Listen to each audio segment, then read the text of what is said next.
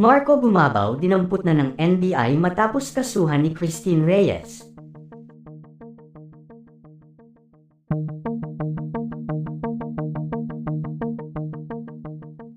Kumpirmadong hiwalay na ang celebrity couple na sina Christine Reyes at Marco Gumabaw.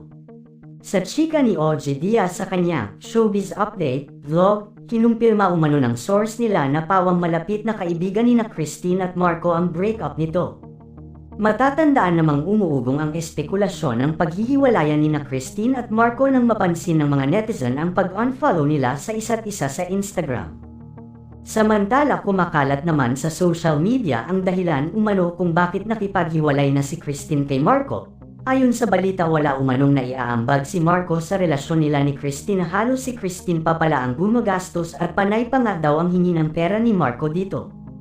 Ayon nga sa karamihan mahirap talaga magka-boyfriend ng mas bata sa'yo tapos single mom ka pa at higit sa lahat wala pang sariling income dahil siya talaga ang gagawing sugar mommy nito. Matapos ng kumakalat na balitang ito ukol sa hiwalayan ni Christine at Marco, ayon sa source ay nagsampa ng demanda si Christine Reyes ngayong araw laban sa kanyang ex-boyfriend na si Marco Gumabaw. Hinala nga ng karamihan tila nga may katotohanan ang kumakalat na balita tungkol sa ginawang panghihingi ng pera ni Marco kay Christine. Tila nga umabot na sa sukdulan si Christine kaya humantong na ito sa desisyong mabigat man para sa kanyang kalooban ngunit kailangan niyang gawin alang-alang sa kanyang sarili at reputasyon. Matapos nga daw na makapagsampa ng kaso ng aktres laban sa kanyang ex-boyfriend ay agad na nga ding dinampot ng mga pulis si Marco at kasalukuyan na itong hawak ng kapulisan.